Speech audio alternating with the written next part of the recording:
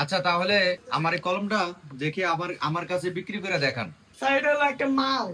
আপনার হাতে যদি কোনো গুটির বেলামা থাকে লিখতে পারবেন, কোনো ব্যথা করবে না। আমি এআই এর মতো কথা বলতে পারি। দেখি শোনাও তো। আমি গাজর রে, আমাকে খা রে। এ রিঙ্কু জাহিদ আসো। স্যার আসবো? ওরা বললেন স্যার কি ইন্টারভিউ দিতে আসো। তোমাদেরকে দুটো প্রশ্ন করতেছি। আচ্ছা বলো, দেশের প্রথম প্রধানমন্ত্রীর নাম কি? স্যার তাইজুদ্দিন আহমেদ। তারপরটা বলেন। আচ্ছা বলো, বাংলাদেশ স্বাধীন হয়েছে কত সালে? স্যার চেষ্টা তো চলছিল 1947 সালের থেকে, পরে 1971 সালে হয়েছে। হ্যাঁ ঠিক আছে। আচ্ছা বলো তো, পৃথিবী কি গোল নাকি? স্যার বিজ্ঞানী তো অনেক চেষ্টা করতেছে, এখনো সঠিক রেজাল্ট আসে নাই। আচ্ছা তোমার কিছু জিজ্ঞাসা থাকলেও করতে পারো, আমার প্রশ্নের উত্তর আমি পাইছি। আমি আর কি দেখাবো, চশমা পরে বয়ে দিতে দেন না। এই তোকে থাকলে না, যা। স্যার আপনি আমার অবস্থা সম্বন্ধে জানেন, একবারে কামড় দিব। এই দাঁড়াও, এত কথা বলো কেন? আচ্ছা তাহলে আপনারা ওয়েটিং এ দাঁড়ান, আর নেক্সট দুজনে আসতে বলো। এই আপন সাকিব আসেন। ভাই কি জিজ্ঞেসি?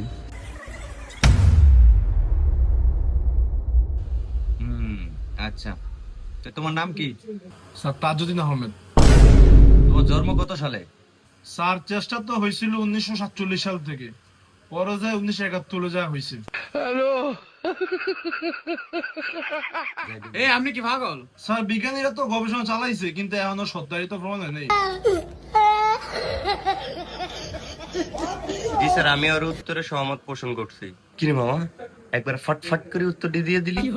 ওইসে আমরা স্যার কি জান আল্লাহ জান। এরা বাড়ি করো। আমরা আসলে হিন্দা কইছিলাম, অন্য তো দিছি স্যার, এবার আমরা নিজে তো দিন স্যার। মানুষের থেকে উত্তর শূন্য বলো কেন?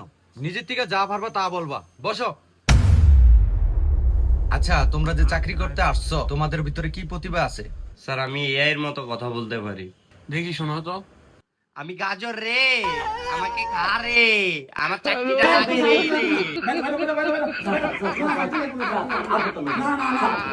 স্যার স্যার ভুলে গেছি। চাকরি করতে গিয়ে এআই লয়েছে। স্যার অনেক গরম, একটু এসিটা চালাই। হ্যাঁ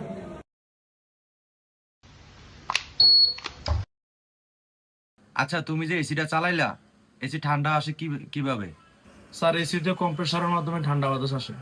আচ্ছা এসি যে ঠান্ডা আসে কম্প্রেসার মাধ্যমে, ওটাতে কি গ্যাস থাকে? স্যার এসি বন্ধ করে দিয়েছে। স্যার ফ্যানটা সেরা চল। আচ্ছা বলো, বাংলাদেশের ফ্যানে 3টা পাতা থাকে, তাহলে আমেরিকার ফ্যানে কেন 4টা পাতা থাকে? স্যার ফ্যান বন্ধ করে দেবেন। আচ্ছা ঠিক আছে, তাহলে এটা বলো, জানলাটির দৈর্ঘ্য 47, প্রস্থ 12, 20 কিলোমিটার বেগে জানলা দিয়ে বাতাস আইতেছে, তাহলে রুমটা ঠান্ডা হইতে কত মিনিট লাগবে? স্যার জানলাটা বন্ধ করে দেবেন। আপনি উপরে কিভাবে আসছেন, লিফট দিয়া না সিঁড়ি দিয়া? স্যার আমি লিফট দিয়ে আসছি। আচ্ছা লিফটে যে আসছেন, এটার ফিজিক্সটা কি? সরি স্যার, আমি মিথ্যা বলছিলাম, আমি আসলে সিঁড়ি দিয়ে আসছি। সিঁড়ি দিয়ে আইছেন কেন? এই ওয়েটিং এ কারা আছেন, আসেন। স্যার চাকরি কি কনফার্ম আমারটা? এত বেশি কথা বলেন কেন? সবাইকে নিয়ে একটা প্রশ্ন করবো, যে উত্তর দিতে পারবো আমি তাহলে ভেবে দেখবো যে চাকরি দেওয়া যায় কিনা। ঠিক আছে। আচ্ছা এই সবাই প্রশ্নটা শুনেন। প্রশ্নটা হচ্ছে, আমি এই টাকাটা এটার ভিতরে রাখলাম, এখন এটা পানিতে ডুবলো কেন? স্যার এটা তো সহজেই, লোহা দেখা ডুবে গেছে। স্যার আমি আর কি বলবো, ওনারটাই তো ঠিক আছে। স্যার আসলে কয়েনটা তো পানির তুলনায় ভারী, আর পানি তো কয়েনের তুলনায় হালকা, যার কারণে এটা ডুবে গেছে। স্যার কয়েনটা আসলে আমার মতো নিরীহ। আমি যেমন টাকার জন্য ডিব্বা আছি, কয়েনটাও তেমন ডিব্বা গেছে। স্যার আমি এছাড়া আর কোনো কারণ দেখতেছি না। সবাই তো উত্তরটা দিলেন, তাহলে এবার সেম প্রশ্নটা আমার ম্যানেজারকে বলি, তাহলে দেখেন ম্যানেজার সাহেব কি উত্তর দেয়। আচ্ছা ম্যানেজার সাহেব বলেন, কয়েনটা কেন ডুবলো? তার মানে স্যার এই কয়েনটা যখন আপনার হাতে ছিল তখন এটা সুরক্ষিত ছিল, তখন আপনার হাতেতে ছুটে গেছে, এটা ডুবে গেছে। তার মানে আমরা যতক্ষণ আপনার হাতে থাকবো ততক্ষণ আমরা সুরক্ষিত, যখন আপনার হাতে থেকে চলে যাবো তখন আমরা ডুবে যাবো। কি সুন্দর উত্তর, একদম মনটা ভরে গেল। স্যার হয়তো চামচামি করলো এটা, আমরা তো চামচামি করতাম না স্যার। এবার তুই কেন চামচা গুলি বেটা মাউরা? কি রে, তুই কারে কি বলি? এই এখন মূল কথা হচ্ছে আমার তো সেলস করতে হবে নাকি, আমার কোম্পানি থেকে প্রোডাক্ট বিক্রি করতে হবে। আচ্ছা তাহলে আমার এই কলমটা দেখি আমার কাছে বিক্রি করে দেখান। স্যার আপনি কি আমগুড়ি দিয়ে কলম বেচাইবেন?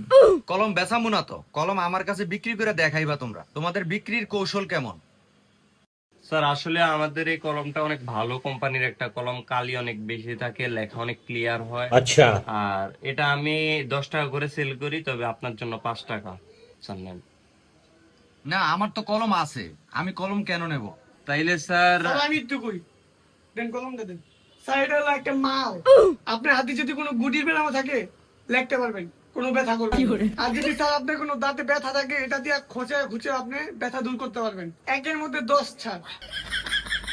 আয় তো হ্যাঁ দ্বারা কি বেচবি, হ্যাঁ কিনি না পাবলিক, যারা কিনি না এমনি কিনবো। এ হইলো মগা, এ কলমের মারবো কি বুঝবো, এ কিনবো বিড়ি, বিড়ি বুড়ি খাইবো, এরা কলম চিনে নি মূর্খ কোনার। এই এই তুমি কারে কি কইলা? তোরে কি কমু, তুই কলমের মর্ম বুঝাস? মূর্খ কোনার বেটা, শিক্ষিত মানুষ তো কলমই কিনবো। আবার তুমি কার লগে বিয়া তুমি করতেছো? চিনো এটা কার অফিস? স্যার সরি স্যার, আমি তো কলম বেচতেছি। কলম না কিনলে তো মাইসের এমন অপমান করতে হবে স্যার। হ্যাঁ ফিরে তো আমাকে কোম্পানির মাল কিনবো। আল্লাহ বুঝেন, আপনার মধ্যে এমন গাড়ি কাস্টমার থাকলে কলম বেচন যাবে না স্যার। তুমি আমার লগে ফাজলামি কইরা তুমি আমার থেকে কলম বেচতে আইছো? হ্যাঁ, তোমার সেলস এর কোয়ালিটি আমার পছন্দ হয় না। আচ্ছা আপন তুমি কেমনে বেচবা? কলমটা তো স্যার আসলে আমার একটা ছেলে আছে, ওই সকাল থেকে কিছু খায় নাই। এই কলমটা বাসে গেছি, রাস্তায় গেছি, কেউ কলমটা কিনে নেই। আমি যদি 10 টাকার কলমটা কিনে নেন, আমার সংসারটা খায় বাঁচবো। আমি স্যার অনারই মেরে দেন স্যার, 5 টাকা অন্তত আমার ভিক্ষা দেন স্যার। কলমটা নিয়ে আমার ভিক্ষা দেন, আনালে কলম আমার কাছে ভিক্ষা দেন 5 টাকা স্যার। তুমি কি আমার কোম্পানির মাল লইয়া কি ভিক্ষা খুঁজ দিনে যাইবা? আমি কি ভিক্ষুকের চাকরি নিয়ে নদীতে আইছি? তুমি বাদ। আচ্ছা তোমরা আর প্রশ্ন করে লাভ নাই, তোমরা এমন একটা কাজ করে আমাকে দেখাও যে আমি তোমাদেরকে চাকরিটা দিতে বাধ্য। কে দেখাইতে পারবে এমন একটা কাজ করে দেখাও। আচ্ছা স্যার, আমাদের চাকরিটা যদি হয় স্যালারিটা কত হবে? এই কত, প্রথমে 7,000 টাকা ধরা হবে। স্যার আপনার কাছে 3,000 টাকা হবে?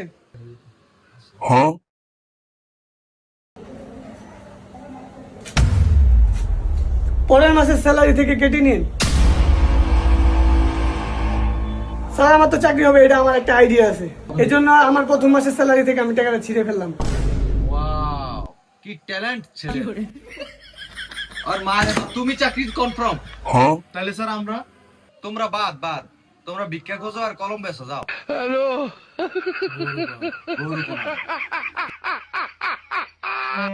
তো বন্ধুরা, চাকরি ইন্টারভিউ দিতে গেলে কেউ ভিক্ষা খুঁজবেন না বন্ধুরা। আর হ্যাঁ বন্ধুরা, চাকরি ইন্টারভিউ দেওয়ার সময় ফ্যামিলি ক্রাইসিস বলবেন না।